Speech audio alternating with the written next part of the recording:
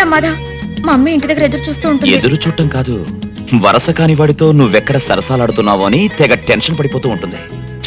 మనం అనుకున్నట్టు పెళ్లి జరిగిపోయింది కదా, ఇంకా ఎందుకు ఈ వేషం? మా మమ్మీకి అంతా చెప్పేద్దాం మాధవ్. వద్దు రాణి, ముందు మీ అమ్మ నన్నుగా ఒప్పుకోవాలి. ఏంటి చెల్లమ్మా, ఏంటి హడాడుగు తిరుగుతున్నావు?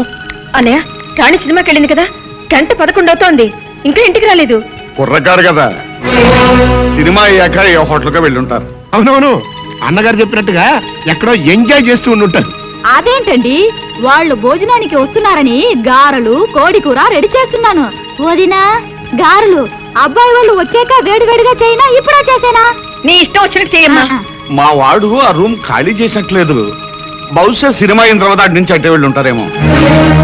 అయితే ఈ రాత్రికి వాళ్ళిద్దరూ ఆ హోటల్ రూమ్ లోనే ఉంటారా? అన్నయ్య, అబ్బే నేనే వాళ్ళదమ్మా, అన్నగారు ఏదో చెబుతుంటేను.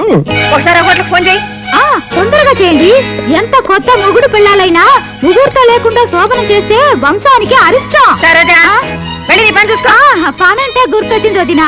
అల్లుడి గారికి గారెలు గట్టిగా ఉంటే ఇష్టమా, మెత్తగా ఉంటే ఇష్టమా? మీకేమైనా తెలుసా? అబ్బా, నీ ఇష్టం వచ్చినట్టు చేయి. సరే చూడమ్మా, ఏంటి బావగారు, రాణికి ఏది ఇష్టమైతే అది చేయమ్మా. ఎందుకంటే ఈ మధ్య మావాడు కూడా రాణికి ఏది ఇష్టమైతే అది చేస్తున్నాడమ్మా. వాళ్ళిద్దరూ అలా కలిసిపోయారమ్మా. అలాగేనండి. ఎంగేజ్ అండి. ఎవరు పోనా మన వాళ్ళ? అన్నగారు కరెక్ట్ గా టైం చూసి జోకేస్తారు. చిలిపి. మమ్మీ, రాణి వచ్చేసావమ్మా? అబ్బబ్బబ్బబ్బబ్బా, ఏంటమ్మా, ఏమైంది? ఏం చెప్పమంటారు అంకుల్? వివేక్ దంచేశాడు. నిజంగా? అవును అంకుల్, మేము సినిమా నుంచి తిరిగి వస్తుంటే రోడ్డు మీద మాధవ్ ఎదురై మమ్మల్ని ఆపి పిచ్చి పిచ్చిగా వాగాడు. దాంతో వివేక్ రెచ్చిపోయి తుక్కు రేకొట్టేశాడు. అమ్మయ్యా. ఆంటీ, ఓ ఆంటీ, రాణి చాలా చిలిపి. సినిమా చూస్తున్నంత సేపు రొమాంటిక్ సీన్ వచ్చినప్పుడల్లా అబ్బో నన్ను చంపేసింది అనుకోండి. నేనా? నువ్వేగా మన తొడపసం పెట్టి. చూసారా ఎంత అబద్ధాలు ఆడేస్తుందో. తనే నన్ను గిల్లి గిచ్చి అబ్బబ్బబ్బ నానాలని చేసేసింది అనుకోండి. సరే సరే, భోజనానికి రండి. బాబు, అమ్మాయికి నీకు భోజన గదిలోకి పంపడా, మాతో పాటే తింటారా? సరోజా, అందరం కలిసి భోజనం చేయాలిగా ఇంతసేపు వెయిట్ చేసింది. అవును. ఓకే ఓకే ఓకే, ఆంటీ చెప్పినట్టు చేద్దాం. ఆంటీ 2 నిమిషాలు స్నానం చేసి వస్తాను. కమాన్ రాణి, వీపు రుద్దుదు గాని కమాన్.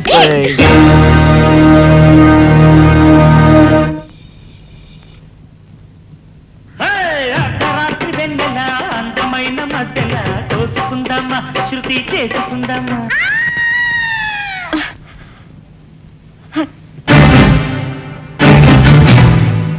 రాణి,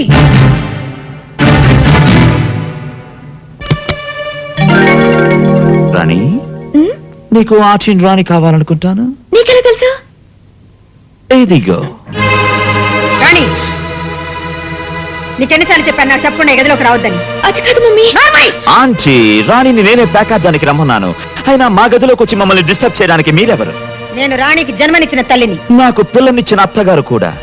కాబట్టే సాంప్రదాయానికి విరుద్ధంగా ఒకే గదిలో ఉండడం మా పద్ధతి కాదని చెప్తున్నాను. సారీ ఆంటీ, మీరే ఉద్దేశంతో మా ఫ్యామిలీ లైఫ్ కట్టుపడుతున్నారో నాకు అర్థం కావట్లేదు.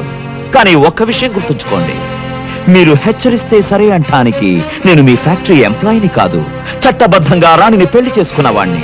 అందుకే రాణి మీద సర్వాధికారం ఉన్న భర్తగా రేపే రాణిని తీసుకుని దుబాయ్ వెళ్ళిపోతున్నాను.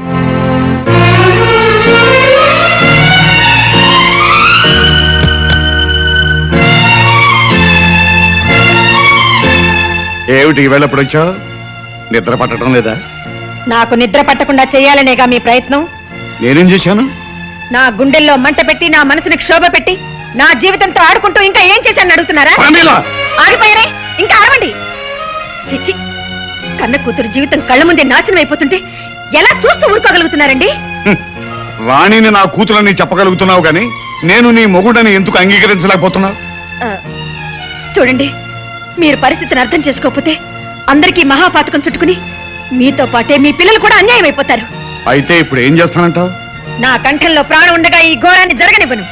నేనే వెళ్ళి నా కూతుర్ని పెళ్లి చేసుకోబాబని ఆ మాధవని అడుగుతాను. ఒకసారి పెళ్ళైన నీ కూతుర్ని ఆ మాధవ్ ఎలా చేసుకుంటాడు? చేసుకునేలా చేస్తాను కోటేశ్వరరావు గారు. అతన్ని బతిమాలతాను, భంగపడతాను, అవసరమైతే కాళ్ళు కూడా పట్టుకుంటాను. నా ఆస్తి మొత్తం రాసిచ్చైనా మాధవ్తోనే నా కూతురు పెళ్లి జరిపిస్తాను. చూస్తారా? పెళ్లి కాని కూతురు కోసం అబ్బాయిల్ని వెతికే తల్లుల్ని చూశానే కాని ఆల్రెడీ పెళ్ళైన కూతురికి మొగుణ్ణి వెతికే తల్లిని నిన్నే చూస్తున్నాను. శ్రీ శ్రీ శ్రీమతి ప్రమీలాదేవి గారు. నువ్విక్కడ నీ కూతురికి నాకు శోభనం జరగకుండా నువ్వు అడ్డం పడుతున్నప్పుడే ఇలాంటిదేదో చేస్తావని ఊహించాను.